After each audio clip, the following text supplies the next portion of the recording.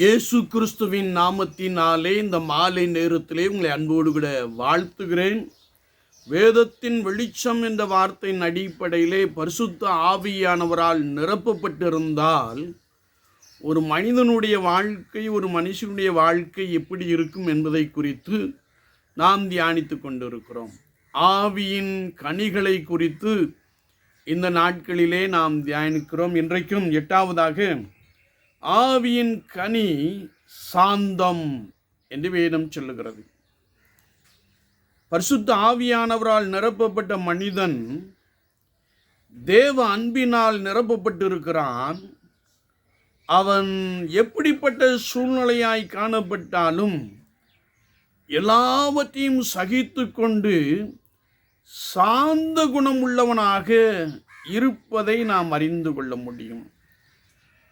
மோசேக்குள் இருந்த ஆவியை ஆண்டவர் 70 பேர் மேல் வைத்தார் என்பதை நாம் தெளிவாய் அறிந்திருக்கிறோம். மோசேயை குறித்து வேதம் சொல்லுகிறது, மோசே சாந்த குணம் உள்ளவன்.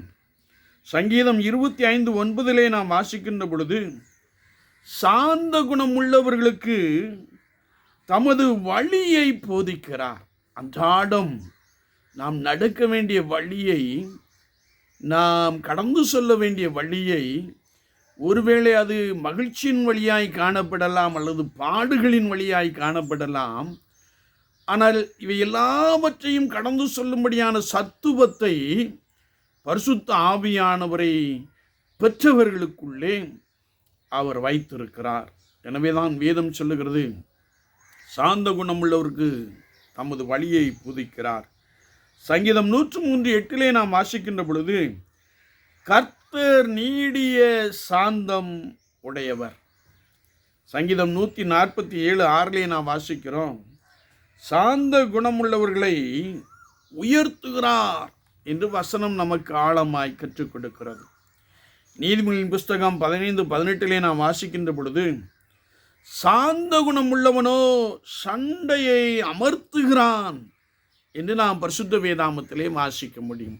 கர்த்தருடைய சபையிலே ஒருவேளை ஏதாயிலும் ஒரு பிரச்சனைகள் தோன்றுகின்ற பொழுது தேவ ஆவியால் நிரப்பப்பட்ட மனிதன் சாந்த குணமுடையவனாக காணப்படுகிறான். அவன் சண்டையை நிறுத்துகிறான், அமர்த்துகிறான் என்று வசனம் நமக்கு ஆழமாய் கற்றுக் கொடுக்கிறது. நாம் ஆராதிக்கின்ற இடத்திலே ஒருவேளை சில இடங்களிலே பிரச்சனைகள் காணப்படுவதை நாம் அறிந்திருக்கிறோம்.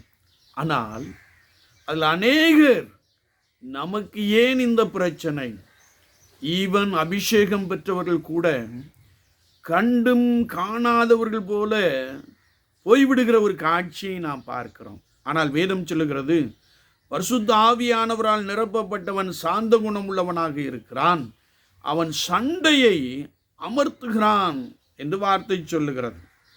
மத்தேயு 11:29 வாசிக்கின்ற பொழுது இயேசு கிறிஸ்துவை குறித்து நாம் வாசிக்கிறோம், சாந்தமும் மனத்தாழ்மையுமாய் நடக்கிறேன் என்று சொல்கிற ஒரு வார்த்தையை நாம் வாசிக்க முடியும்.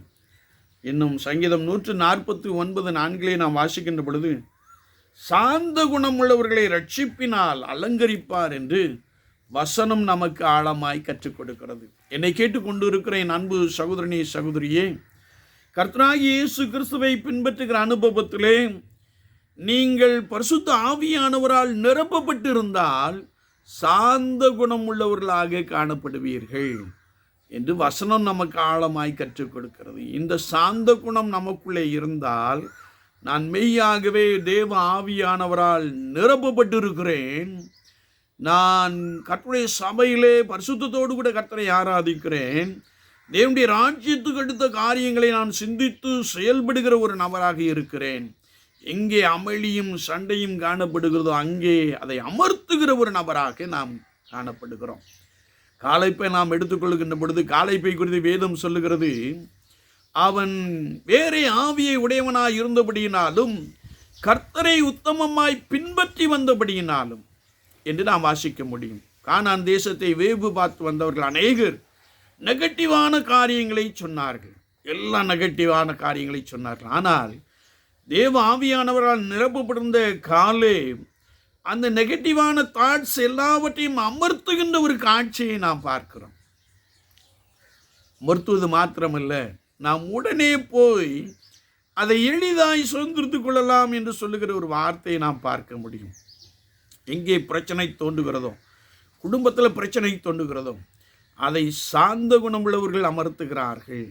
சாந்த குணமுள்ளவர்கள் பரிசுத்த ஆவியானவரால் நிரப்பப்பட்டு ஆளப்பட்டு வழிநடத்தப்படுகிறார்கள் என்று வசனம் நமக்கு ஆழமாய் கற்றுக் கொடுக்கிறது.